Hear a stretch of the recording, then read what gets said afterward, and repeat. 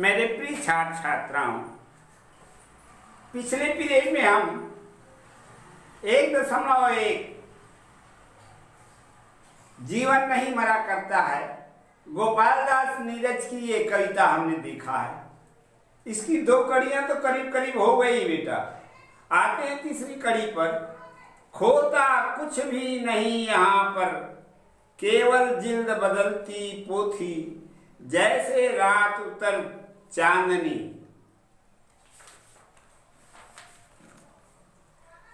पहने सुबह धूप की धोती, वस्त्र बदल कर आने वालों, चाल बदल कर जाने वालों, चंद्र खिलौने के खोने से बचपन नहीं मरा करता है, जीवन नहीं मरा करता है। यहां तक के हो गया है बेटा।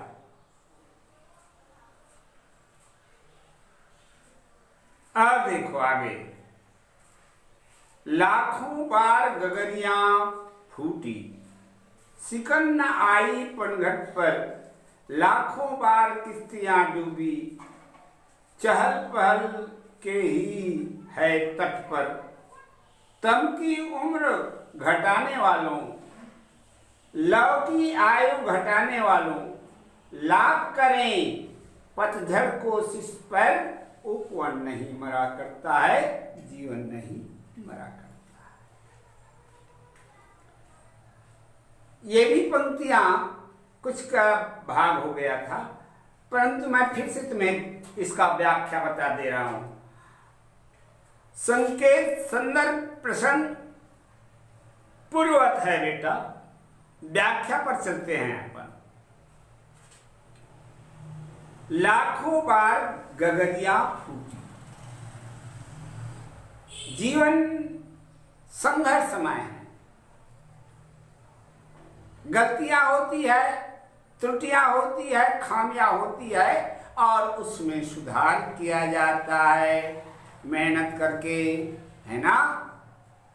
तब उसमें तो इसी को कहता है लाखों बार गगरियां फूटी, सिकन न आई पनघट पर।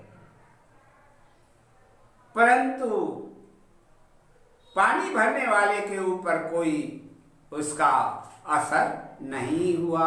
अरे ये तो गगरी फूट गई तो बस अब मैं चाहा नहीं, दूसरी गगरी लाया गया और अपनी आवश्यकता को पूरी की गई।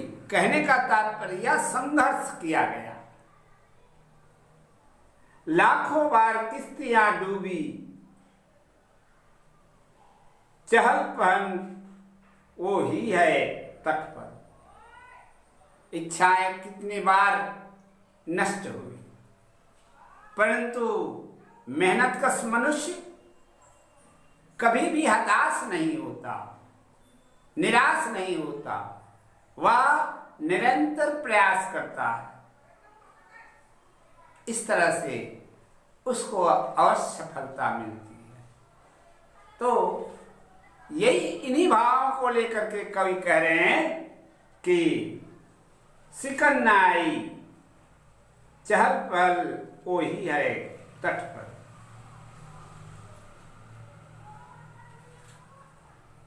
वातावरण वैसा ही कि वैसा है। लव की आयु घटाने वालों, लाभ करें पतझड़ कोशिश पर, उपवन नहीं मरा करता है, जीवन नहीं मरा। क्या कहता है, क्या कहते हैं कवि जी? लव की आयु, तम की उम्र बढ़ाने वाले। तम का शाब्दिक अर्थ होता है बेटा अंधेला। अंधेला का मतलब होता है अज्ञानता। लोग मोह, ममता, क्रोध इत्यादि पर डूबे रहते हैं और इससे जो नहीं करना चाहिए वैसा हो जाता है। इसी को कहता है ये सब तम है, अंधेला है। इसलिए इस अंधेले को समाप्त करो। तम की उम्र बढ़ाने वालों, बढ़ाओ नहीं, समाप्त करो उसको बेटा। लव की आयु घटाने वालों, और जो ज्ञान है, लव का मतलब ज्ञान, ज्ञान का उपयोग करो और इस तरह से उस पर विजय प्राप्त करो। लाभ करे पतझड़ कोशिश पर, उपवन नहीं मरा करता है। क्या सुंदर उपमा रूपक का उदाहरण दिया है कवि ने। समय आता है तो पतझड़ हो जाता है। पतझड़ तुम लोग जानते हो बेटा? पतझड़ का मतलब होता है एक ऐसा मौसम आता है जिसमें सारे पत्ते वृक्ष के झड़ जाते हैं। उसको कौन सा ऋतु कहते जानते हो? उसको शिशिर ऋतु कहा जाता है। ऐसे 12 मास को 6 ऋतुओं में विभक्त किया गया। उसमें से ये शिशिर, जिसमें सारे पत्ते झड़ जाते हैं वृक्षों पे। और जब ऋतुओं का राजा आता है, ये शिशिर के बाद ऋतुओं का राजा आता है वसंत। तो जितने भी वो बहुवर्षीय वृक्ष हैं उनमें नए नए कोपल फूलों से पूर्ण सुसज्जित हो जाता है। फिर उसकी आबहवा क्या पूछना। तो कहते हैं कवि, बताऊं मैं इन सभी ऋतुओं का नाम? सुनो, ये हो गया शिशिर। शिशिर के बाद आएगा वसंत आता है, और वसंत के बाद आता है बेटा ग्रीष्म। ग्रीष्म के बाद पावस आती है। समझ में आ गया? बसंत के बाद ग्रीष्म, और ग्रीष्म के बाद पावस, और पावस के बाद शरद, और शरद के बाद हेमंत। हेमंत के बाद ही शिशिर का आगमन होता है। तो इस तरह से बेटा पतझड़, कवि कहते हैं कि पतझड़ कोशिश करें, लाभ करें पतझड़ कोशिश पर, उपवन नहीं मरा करता है। परंतु बगीचे की जो शान है, बगीचे की जो स्वाभाविक सौंदर्य है, उसमें कोई विशेष फर्क नहीं पड़ता।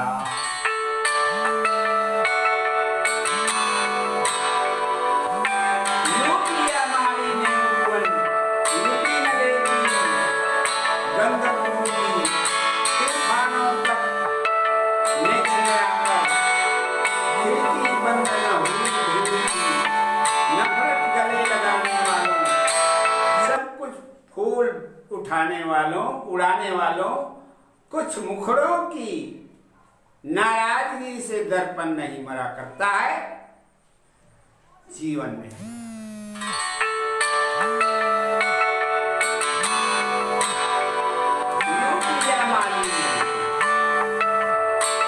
यदि माली फूल तोड़ लेता है और तूफान ले आते हैं,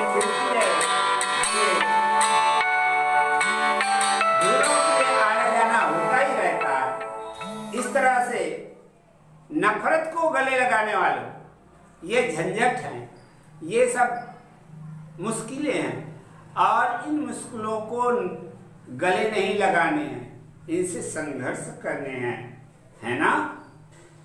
कुछ मुखड़ों के नाराजगी से दर्पण नहीं मरा करता है। तो इस प्रकार से पुत्रों, ये पाठ पूर्ण हो गया। अब इससे आधारित प्रश्न,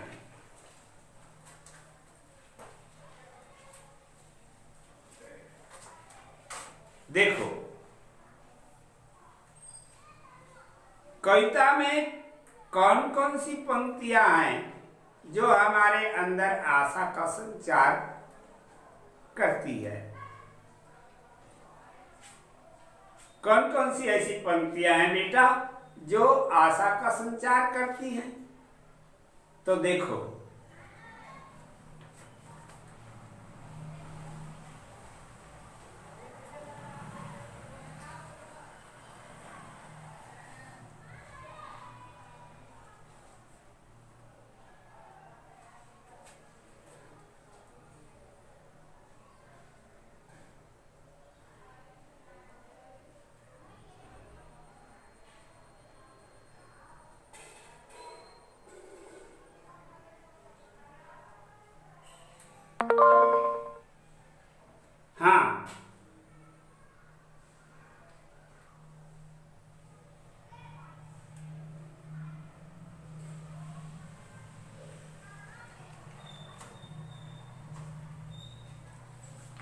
प्रश्नों को देख लिए।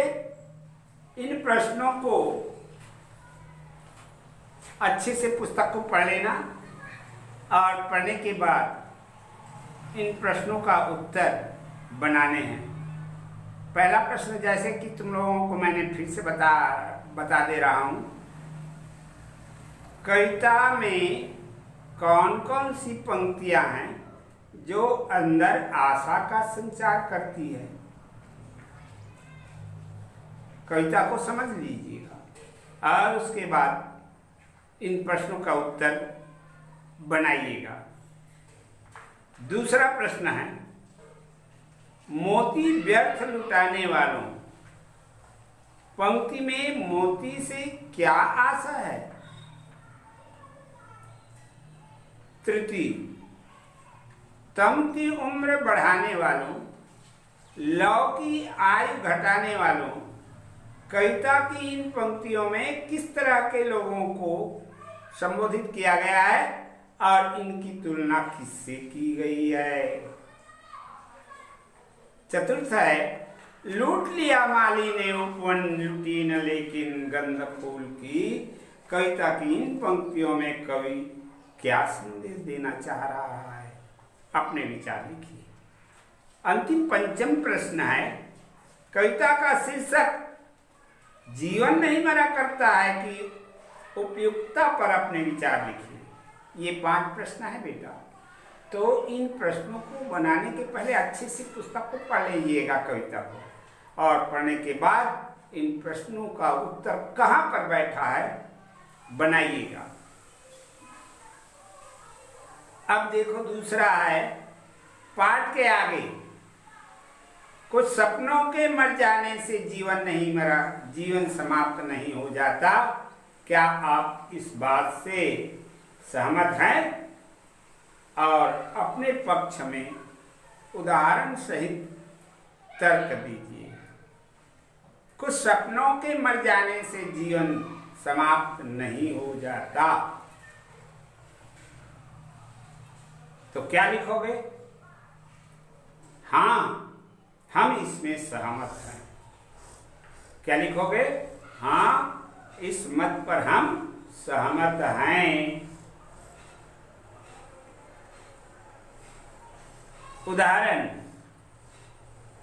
उदाहरण दे देना है कि निरंतर मेहनत करने से कोई काम जो है सफल हो जाता है।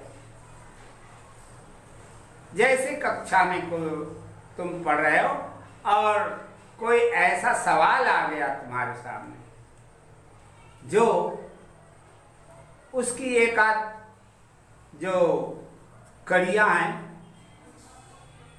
वो तुमसे नहीं सुलझ रहा है, तो ये सवाल मुझसे नहीं बनेगा, ऐसा कह करके हताश हो जाते हो, तो फिर वो प्रश्न छूट जाता है और उस कड़ी को मेहनत करके फिर से सॉल्व करने की कोशिश करते हो तो पूर्ण हो जाएगा। इसलिए मेहनत करनी जरूरी, ये बता रहा। आइएगा, दूसरा क्या कहता है, अपने या अपने आसपास के लोगों के जीवन की कुछ ऐसी घटनाओं का वर्णन कीजिए जिनके घटित होने पर भी जीवन के वृहद परिदृश्य प्रभावित नहीं होता। तो ऐसी कोई घटना है जिस पर इस प्रकार का अपने आसपास उसको देखना है। आ जाओ, तृतीय कड़ी है बेटा भाषा के बारे में। इसको बड़े ध्यान से देखना, ये बहुत जरूरी है। हिंदी भाषा में कई बार एक ही अर्थ के लिए अनेक से अधिक शब्द रूप इस्तेमाल किए जाते हैं। उदाहरण के लिए कविता में ज्यों शब्द आया है इसके लिए जैसे शब्द का इस्तेमाल किया जा सकता है, इन्हें पर्यायवाची भी कहते हैं। निम्नलिखित शब्दों की पर्यायवाची बताइए। अश्रु, अश्रु का मतलब आंसू। व्यर्थ, व्यर्थ का मतलब फजूल। ये पर्यायवाची कह रहे हैं। शब्दार्थ का ही नाम पर्यायवाची है। नैन के मतलब नेत्र, चंद्र का मतलब चंद्रमा, किस्ती का मतलब इच्छा, तम का मतलब अंधेला, उपवन का मतलब बगीचा और कोशिश का मतलब प्रयास। हो गया, ठीक।